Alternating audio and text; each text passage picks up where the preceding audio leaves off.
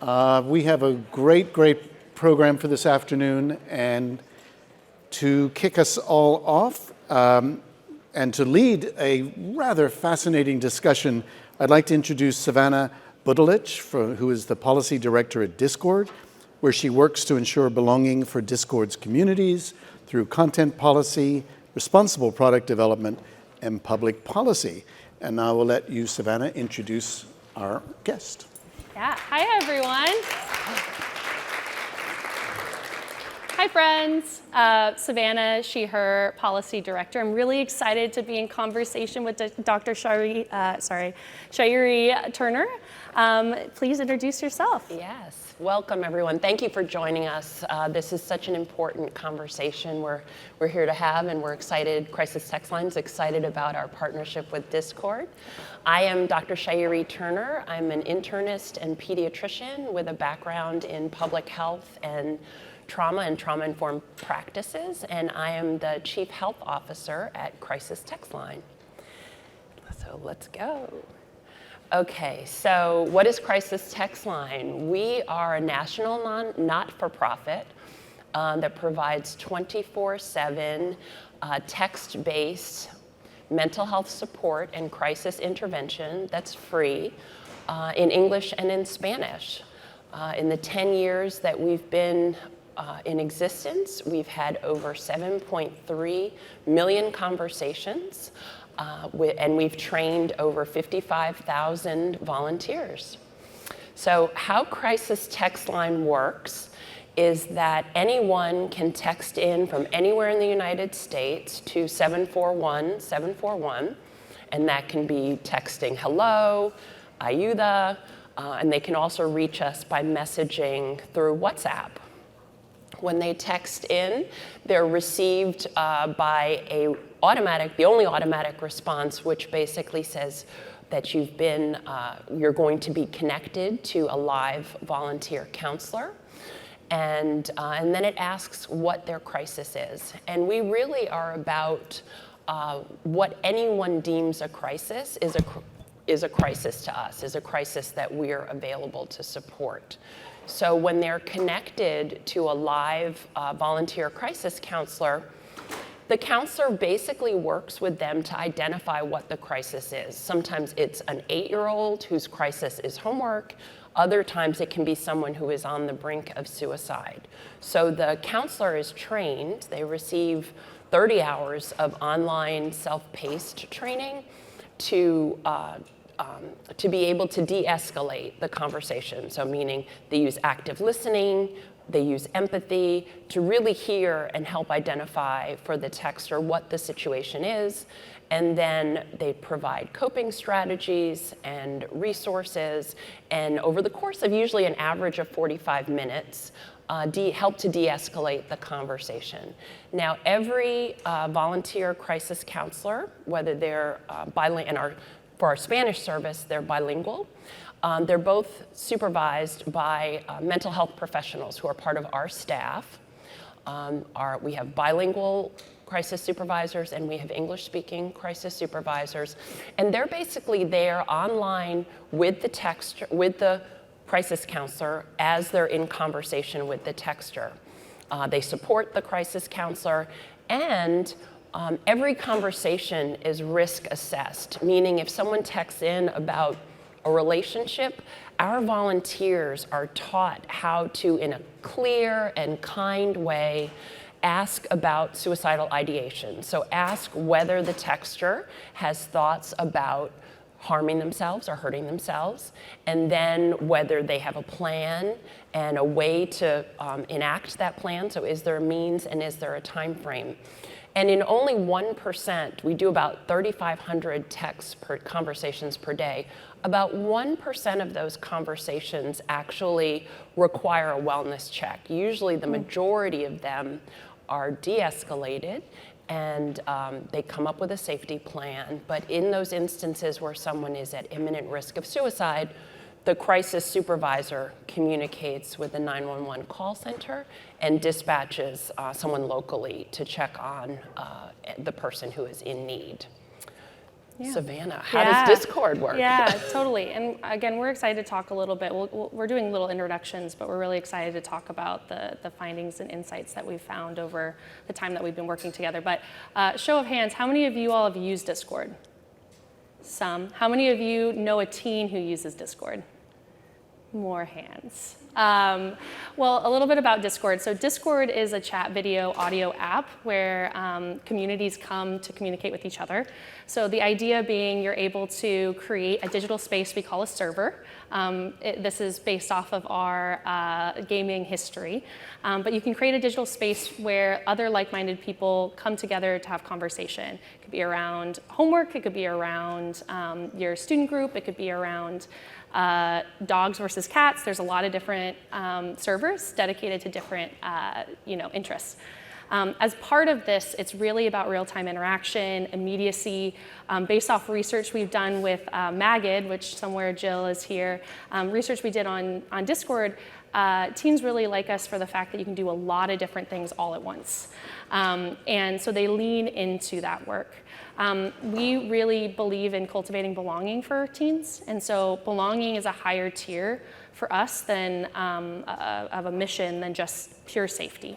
So when we think about the full experience that a teen has on the platform, it's not just keeping them safe from the worst kind of content. It's also about how do we give them the skills to be able to build their own community, the skills to be able to moderate and have conversations through conflict, as well as digital career skills such as app development and community management. So there's a lot there. And we're really excited about in terms of cultivating belonging and the safety work. We know that we need to reach teens outside of just content moderation, of just removing content that might be bad for them to see. We want to find other interventions to reach them when they're in a moment of crisis, which is why we're really excited about the work that Crisis Text Line does. So I'm really curious. There's so many industry folks and other professionals in the room. Let's talk about some insights. What's some research insights that you have that you think the rest of the group should know? Yeah, this is exciting. So again, over the course of the past 10 years, we've gathered insight. And how do we do this? So at the end of every conversation, we offer a survey to the texter, totally voluntary, completely anonymous, that allows us to gather information like age, demographics, what were the topics that were covered during the conversation. This allows us to understand in the moment what's happening across the country with texters. So it's a tremendous opportunity, it's a tremendous insight bank. And we'll talk about this more, like when we work in partnership, how that helps corporations and other organizations and policymakers to have this real-time information. But some of the things that we know are top issues, especially for teens, are things like anxiety, depression, relationships. And what you see there are the conversations over the past 3 years, 2019 to 2021, where self-harm and bullying and things like that over the pandemic have increased. So we decided to use these insights for good, to really help us to get a better understanding of what teens were talking about. So we just put out a report, and it's on our website, crisistextline.org, but it's about how youth found resilience during the pandemic. So between 2019 and 2021, we had 1 million conversations with texters 17 years and younger. And what were they talking about? What were the topics of conversation? And this is important because this is the age range. This is the age of the teens that are on Discord. But the top 5 stressors were depression and sadness, stress and anxiety, relationships, suicide, and isolation. And I do want to add, the other thing that we know based on the insights is that over 70% of our texters are under the age of 25, and most of them, more than 50%, are LGBTQ+, And we over-index for BIPOC, so people of color. So we're able to show that we're meeting people who may otherwise be underserved in terms of mental health support and crisis intervention. So what we noted during the pandemic is that there were changes in youth conversation about these top 5 topics, that youth were feeling more depression, more sadness. As you can imagine, right? These were a very, very difficult time for kids. You know, and it's a larger percent, the pandemic was a much larger percentage of their lives than it was for us, right? So we actually have the data and the insights to now show that yes, there was an increase in discussion about suicide, loneliness, grief, isolation. Well, what did they do? What else did we find? So another interesting point was that sleep was an issue. So teens were reaching out more in the middle of the night, 12 a.m. to 6 a.m. in 2020 than they were in 2019. It was a significant increase from 11% up to 14% in 2021, which can then suggest that children were experiencing more sleep disruption, feeling that anxiety, feeling that stress, and reaching out to crisis text line. The other fascinating piece of information is when we gathered the coping strategies by far and above across all demographics, music came in as a top coping strategy. Just more than anything else, right? Which speaks to just something that's an interesting fact as we think about music and its use on Discord. Reading and writing, sleeping and bathing, art, talking with friends. But you know, as parents, we're like, turn that music down. But it's actually a coping strategy. Like, kids are actually finding stress relief. So maybe ask them to turn the volume down without turning it off, because it really is helping them to cope and to take care of themselves. Savannah, do you want to talk a little bit about what you're finding? Or yeah, sure. I also think it's really interesting in terms of the late night experiences of teens. The fact that they are seeking help or try to seek help when maybe it's in the moment they're having a conversation. Yeah. So it's great to have those 24-hour resources. Yes. For Discord, it's interesting. I think that, I don't know how many of you have talked to your kids or teens around how they use games, but gaming isn't just about playing the game, it's about a place to hang out. We saw a huge increase in usage of Discord for gaming and then beyond during the pandemic as a way for folks to be able to make community, find community outside of their physical space.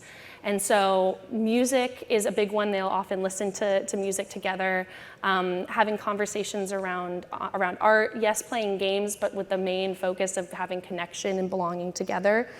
We end up seeing a majority of our spaces on Discord, again, which we call servers, are 90% are below 10 people.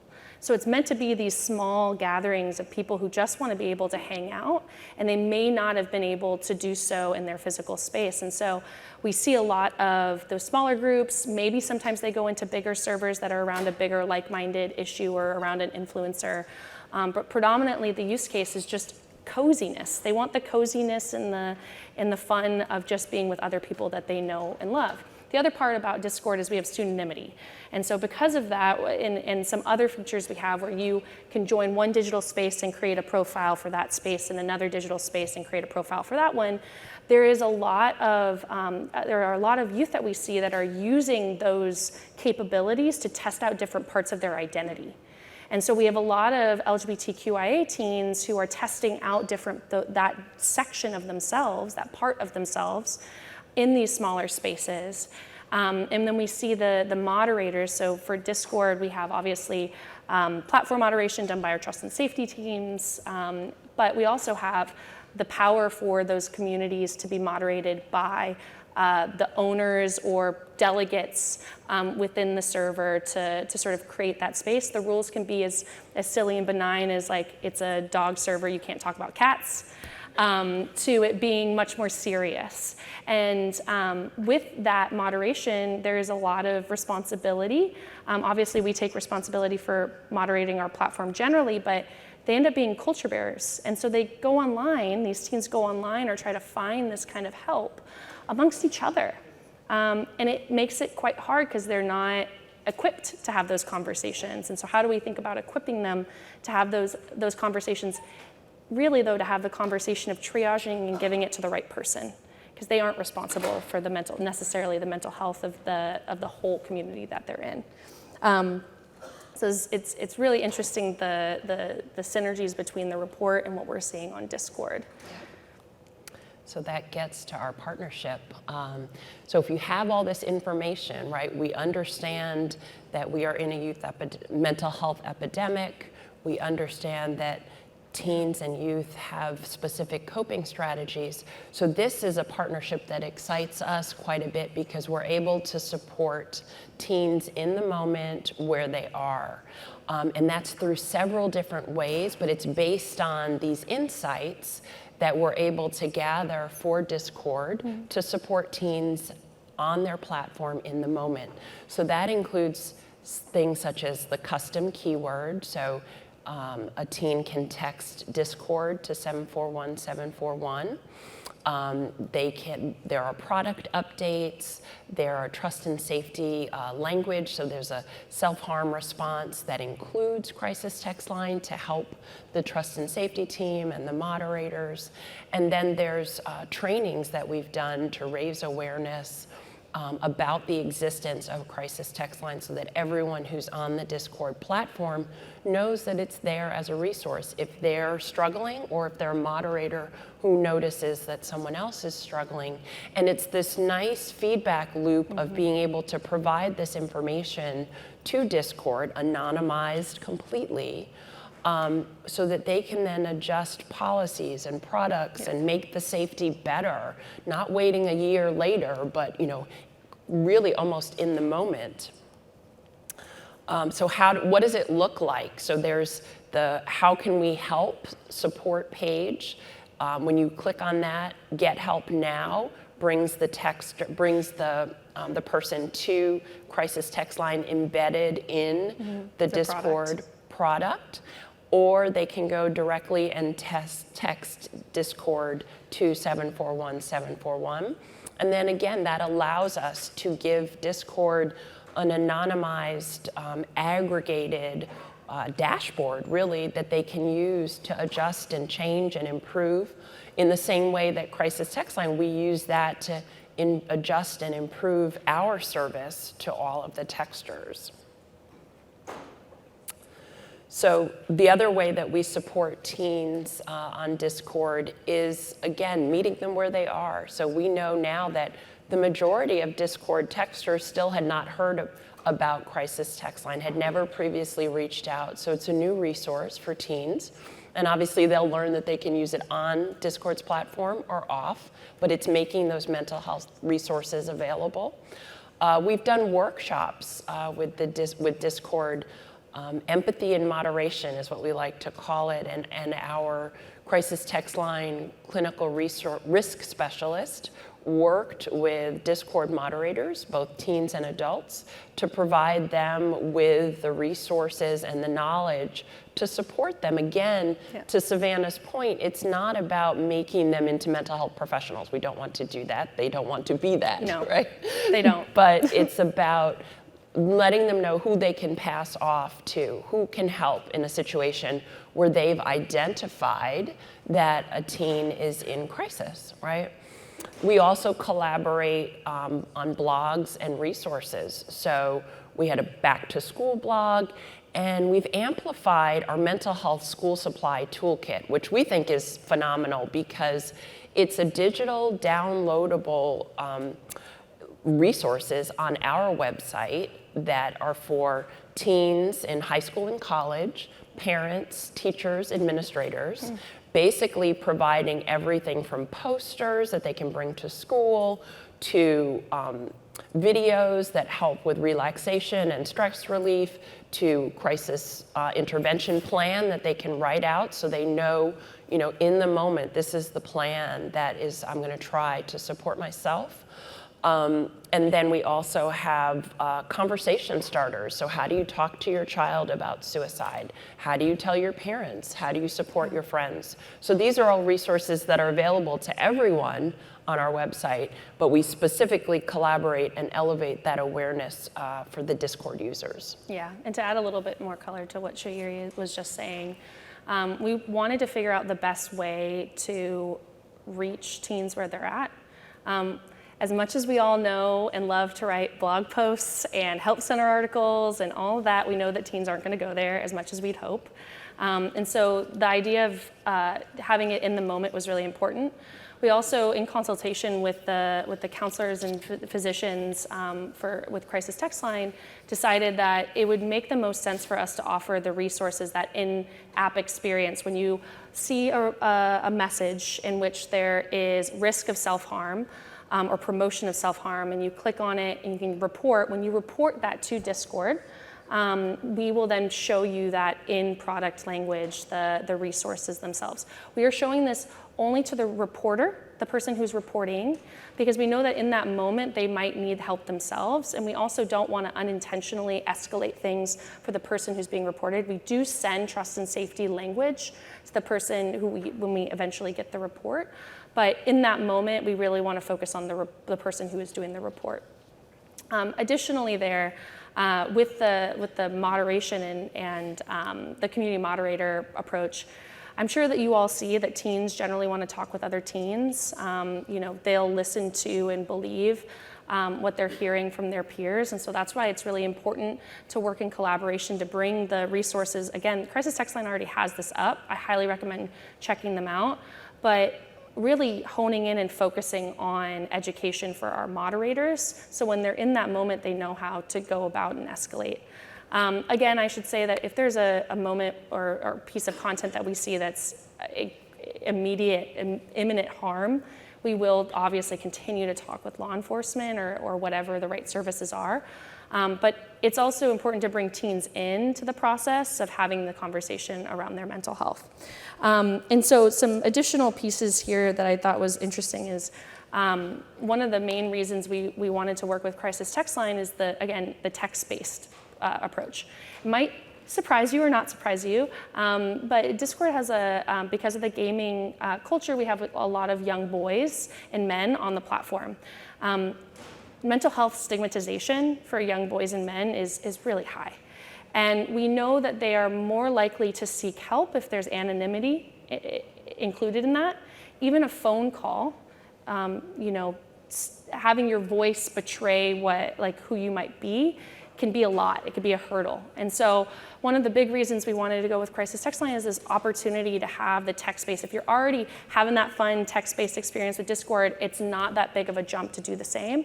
And so even the early data is showing that we have a lot of young men and boys that are using Crisis Text Line coming from Discord, which is huge for us. We really want, we don't want that to be a stigma associated with anyone's gender, but also we want to be realistic, the fact that there is that stigma right now and want to reach them where they're at.